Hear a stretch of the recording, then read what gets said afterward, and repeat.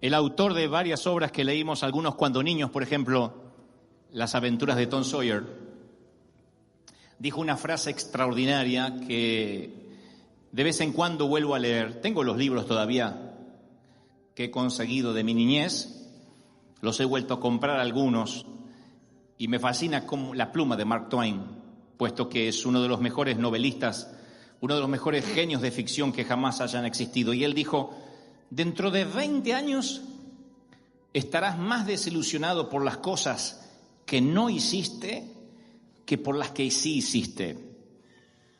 Así que tira las sogas de proa, navega hasta salir fuera de la seguridad del puerto, atrapa los vientos en tus velas, explora, sueña, descubre. Mark Twain. Y pensaba, y el Espíritu Santo me decía esta semana, que todos inevitablemente vamos a vivir momentos decisivos en la vida, o si acaso no los hemos vivido, que las circunstancias pueden cambiar para cada quien, pero hay una ley del riesgo que es universal. Mientras más estés dispuesto a arriesgar en la vida, en el ministerio, en la pareja, en las finanzas, más te puede usar Dios. Mientras más estés dispuesto a arriesgar. Hay como una sensación de decir, si Dios me quiere usar, me va a usar como sea y como quiera porque Él es soberano. Pero los que hemos estado arriesgando durante muchos años, creyéndolo a Dios, sabemos esa verdad universal. Cuanto más arriesgas, cuanto más expones tu reputación o lo que crees que vale, Dios más te puede usar. Y si estás dispuesto a arriesgarlo todo, no hay manera en que Dios no te pueda usar. O sea, no hay forma en que Dios no pueda hacer en ti y a través de ti lo que quiera hacer. Pero uno tiene que estar dispuesto a arriesgarse, a jugarse, a avanzar. Y si no damos un paso en fe, en lo financiero, en lo familiar, si no tomamos esa decisión, es imposible que Dios pueda cumplir el propósito en nosotros. Y esas decisiones siempre conllevan un riesgo. Son decisiones que a veces corriendo ese riesgo es renunciar a algo que es bueno para acceder o experimentar algo que es más grandioso todavía.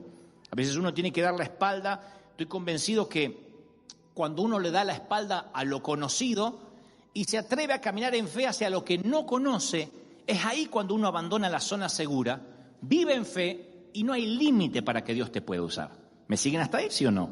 Pero es un paso de fe, es un paso que uno tiene que dar de riesgo. Y a veces ese riesgo conlleva que sea una decisión que no nos agrada del todo, que no estemos seguros si va a salir bien o va a salir mal, pero estoy convencido que tu destino, lo único que te separa de tu destino es una decisión que tienes que tomar, una pequeña decisión que a veces no te atreves a tomar y es lo único que se interpone entre lo que Dios quiere hacer contigo y el deseo que tienes que eso se cumpla. Es una decisión. Esa pequeña decisión puede ser mandar un correo electrónico, renunciar a algo, acceder a algo, cortar una relación tóxica, iniciar una nueva relación, hacer ese viaje, no hacer ese viaje. No tengo la menor idea, sea que termines una relación o comiences una nueva, pero significa que hay una decisión que debes tomar. Y una cosa es segura, no puedes eliminar el riesgo de la ecuación, porque si eliminas el riesgo, estás quitando a Dios de tu vida. Siempre que Dios te envía algo, hay un riesgo de, ¿me va a salir bien? ¿Será que Dios me mandó? Eso lo vivimos todos.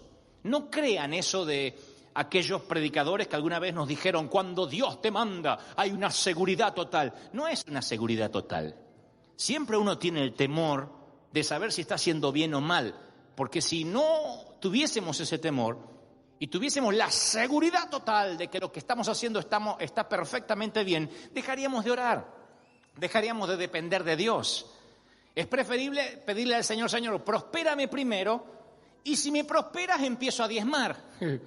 Yo te lo prometo, Señor, prospérame. Lo que estamos dudando es de Dios. Dios dice, no, es al revés. Tú das el paso en el agua y yo te la abro, pero tú caminas en fe. No hagas que yo me mueva en fe, tú te mueves en fe. Y nosotros siempre pedimos que sea al revés. Pedimos, Señor, por lo menos me quiero empezar a sentir bien para declarar la sanidad. Y el Señor dice, no, celebra, da gritos de júbilo. Empieza a celebrar la que nunca dio a luz, ensancha el sitio de tu tienda. Porque si no te preparas para una gran familia, ni siquiera vas a tener un primer embarazo. Pero tienes en fe creer que Dios va a hacer algo contigo y eso demanda un riesgo de tu reputación, del qué dirán, si estás loco, si no tienes los patitos en fila, como decimos en Argentina, si no te va agua al tanque, lo sé, pero significa que tienes que correr un riesgo. Esther dijo alguna vez, si perezco, que perezca. Si tengo que morir en la misión, que muera. Nehemías dijo, si su majestad le parece bien, le ruego que me envíe a reedificar las ruinas de los sepulcros, de las ruinas de la ciudad donde está el sepulcro de mis padres. 3 amigos judíos se niegan a inclinarse ante un Dios pagano y dice, si nos arrojas al horno en llamas, Dios al cual servimos nos librará del horno. 2 discípulos dijeron, nosotros no podemos dejar de hablar lo que hemos visto y oído. La primera, Esther, salvó del genocidio al remanente judío. Nehemías reconstruyó los muros de la ciudad. A los 3 amigos que se negaron a inclinarse ante dioses paganos fueron ascendidos políticamente en Babilonia. Y todo el mundo antiguo escuchó de Cristo porque no podían silenciar a Pedro y a Juan. ¿Qué significa? De que hay un momento que uno tiene que tomar una decisión en fe. Mi único temor es la inercia de la inactividad. Ese es mi único temor. El sentirme que no estoy haciendo lo que Dios quería que yo hiciera. Y una de las filosofías que siempre he mantenido como pastor o como líder o como jefe de familia es que mi temor es no perderme lo que pueda resultar antes que tener miedo de meterme en un problema. O sea, yo le tengo más miedo a perderme lo que Dios podría hacer si me animo a meterme en un problema. Tengo menos miedo de meterme en un problema y decir no podemos pagar, en qué nos metimos, a no hacer lo que Dios me pidió que hiciera. La fe es un asunto de riesgo y no estoy diciendo que la fe es obrar sin dinero, porque hay loquitos que obran sin dinero y van a la cárcel. Lo que digo es que cuando Dios te manda a hacer algo, no importa si los vientos están a favor, de cola o de frente a la nave. Cuando Dios te manda, lo tienes que hacer. Pero la fe es un asunto de riesgo. ¿No es ese acaso el principio de las parábolas de los talentos? El dueño de los talentos, el dueño de la finca o de la viña les reparte a cada quien y les da el trabajo de multiplicarlos. Les da a cada quien a 2, los felicita porque multiplicaron las ganancias. ¿Y qué dijo el dueño?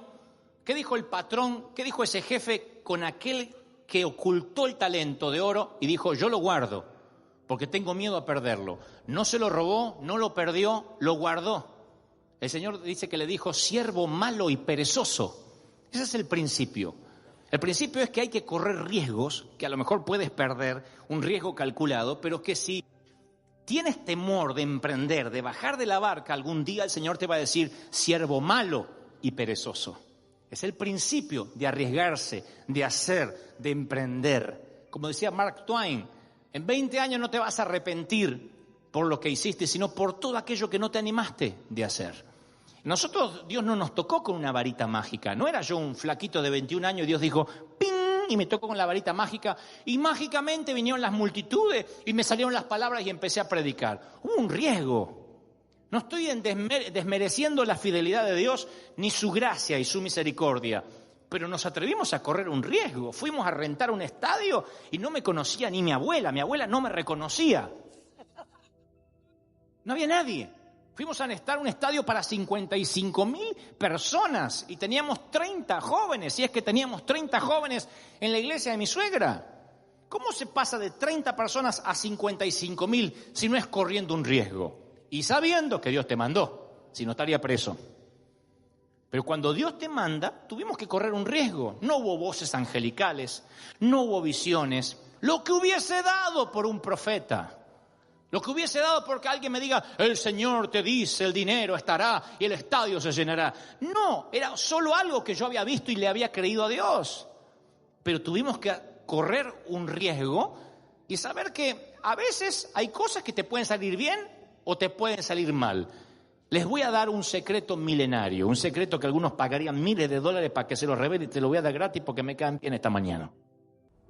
Te voy a dar algo acerca de los pasos de la fe que nadie más te dirá. Y que por lo general no se suele predicar, pero yo lo tengo que decir por experiencia propia. Estoy predicando convicciones, no estoy predicando teología, algo que hemos vivido.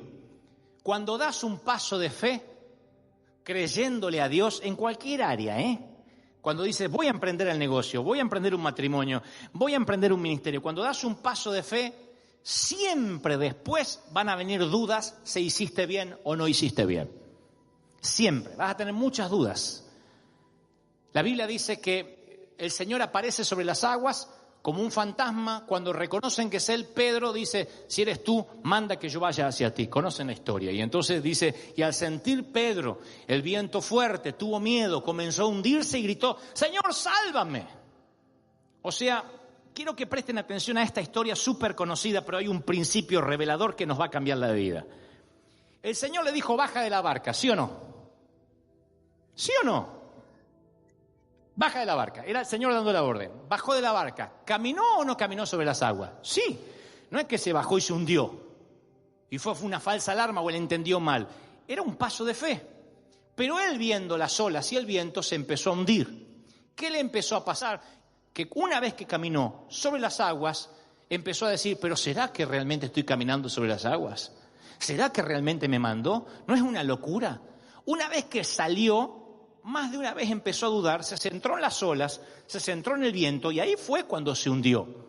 ¿Qué diríamos nosotros si lo estamos viendo? Al final no era de Dios. Te bajaste de la barca y te hundiste. No era de Dios. Era de Dios. La duda, aún después de obedecer, hizo que se hundiera.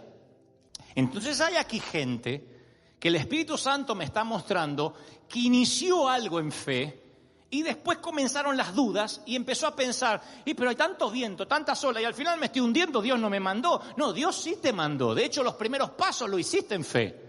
Pero después empezaste a dudar. Y ante la duda, aquella palabra rema, aquella palabra que te mantenía sobre las aguas, de pronto se hace endeble. Y de pronto estás caminando sobre la nada por la sencilla razón que dudaste.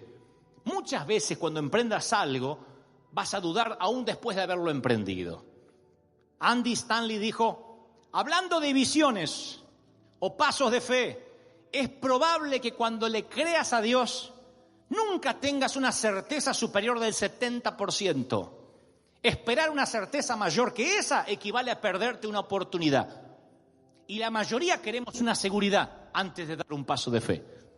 Por eso hay tantos que no se casan. Y la chica dice, ¿cuándo me habla? Y él está esperando Los Ángeles, la oportunidad. Y como si tuviera 15 años está... Yo no puedo entender. Ahora, tú dices, pero un casamiento es para toda la vida. Y sí, pero es un riesgo que hay que correr. No se puede tampoco predecir, vamos a tener hijos cuando estemos bien financieramente. Porque nosotros los hispanos no tendríamos hijos. No nos hubiésemos reproducido si hubiésemos esperado tener la casa, tener pago de las cosas. Los hijos venían en medio de las cuotas y las crisis y lo que debíamos. Se cortó la luz en el barrio y vino la multiplicación. Pero nosotros queremos garantía, por eso nos encantan las publicidades. Si esto no resulta, le devolvemos el 100% de su dinero. A nosotros nos encantaría, Señor, yo voy a emprender, pero si no resulta, quiero que me devuelvan. Y no es así. Hay cosas que van a salir bien y si no hay riesgo, es que no hay fe. No es fe. Si no hay riesgo, no hay fe. Yo siempre digo que prefiero hundirme antes que se me entumezca el glúteo mayor confinado en la barca.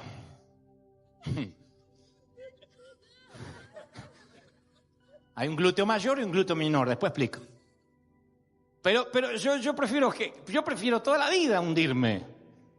Nunca nos vamos a lamentar habernos hundido. 11 discípulos lamentaron hasta el día de su muerte la oportunidad perdida de tener a Jesús ahí y haber podido caminar en las aguas, aunque sea un pequeño trecho. Lo que hizo Pedro. Lamentaron, estoy seguro, toda la vida no haber accedido a esa oportunidad. Un autor alemán dijo una vez, el infierno comienza el día que Dios te conceda la visión de contemplar todo lo que hubieses podido hacer pero no hiciste. Ahí comienza el infierno.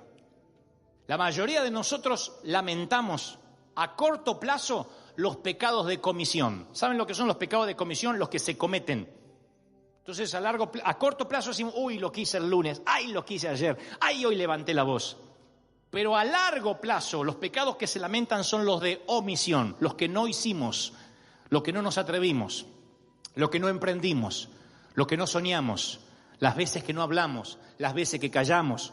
Los pecados de omisión son las oportunidades perdidas que te persiguen por el resto de tu vida. Y a veces, por no correr un riesgo, perdemos para siempre una pieza del rompecabezas de tu vida. Y hay de los que llegan al final de su vida, o a los 40, a los 50, a los 60 años, y les falta una pieza de su rompecabezas. Y no saben qué hacer y dicen, pero pastor, no me alienta, yo estoy así. ¿Y qué hago ahora? Bueno, este es el mensaje. Lucha como nunca por este segundo matrimonio. Pelea como nunca por este nuevo empleo. Dile, voy a comenzar el nuevo ciclo lectivo con una disciplina que antes no tuve. Voy a emprender el lunes o el martes como jamás emprendí una semana.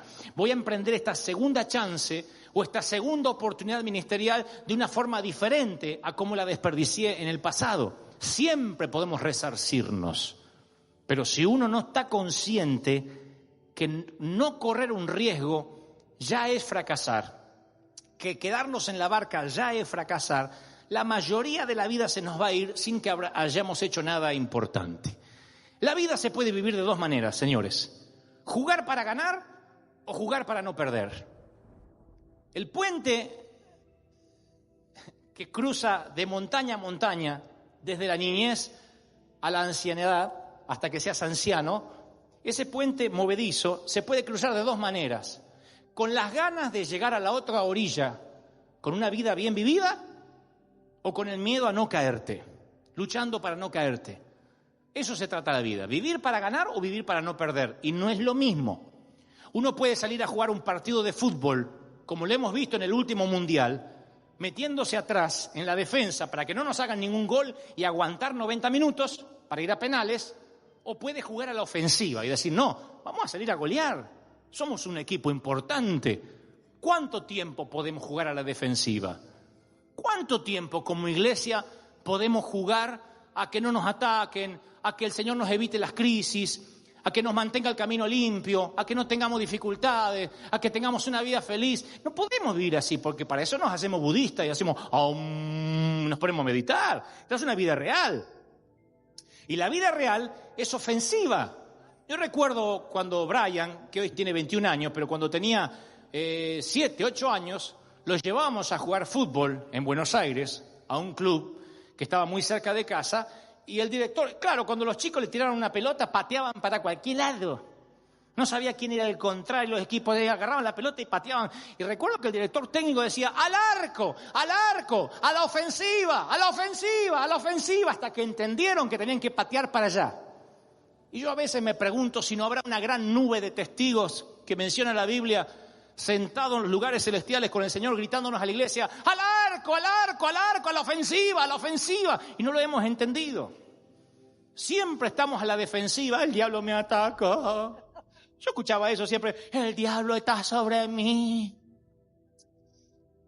Dios le dijo a la serpiente en el huerto del Edén, la serpiente simbolizaba a Satanás, sobre el polvo te arrastrarás. Esa es la posición que Dios dejó a Satanás, en el polvo, arrastrado. El diablo se puso sobre mí. ¿Para qué lo subió?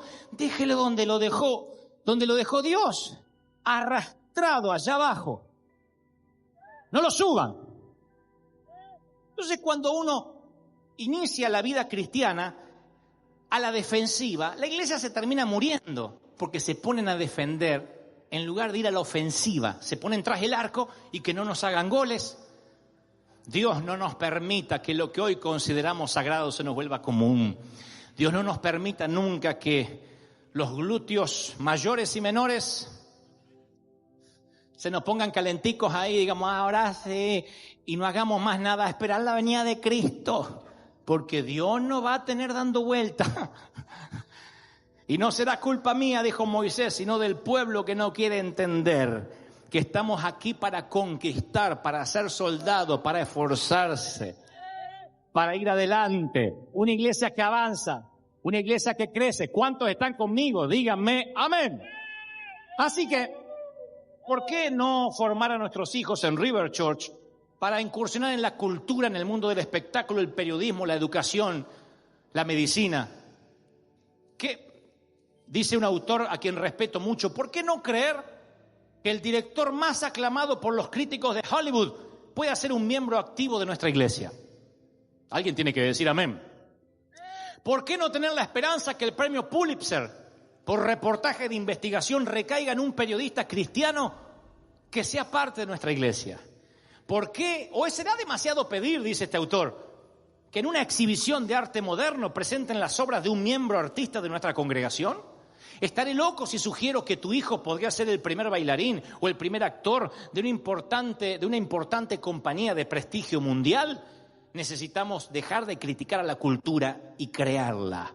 Pablo llegó al Areópago de Atenas y no los maldijo. No dijo atenienses, idólatras, sino que se enfrentó a las mentes filosóficas más avanzadas del momento y les ganó en su propio terreno. El Señor me mostraba ayer muy claramente y me dijo, dile a mi pueblo que no se quejen, dile a mi pueblo que avancen, que sean ofensivos, que se atrevan a creer en aquello que hasta ahora te parecía imposible. Yo toco lo que no es para que sea. Yo proclamo a David como rey de Israel y desde las laderas salvajes lo llevo a ser rey. ¿Cuántos dicen amén? Lo creo de corazón. Diga amén, amén, aleluya. Es un paso de fe, es un riesgo que tienes que correr. Y cada cosa que ves mala en la televisión, o en la medicina, o en la política, te quedan dos caminos.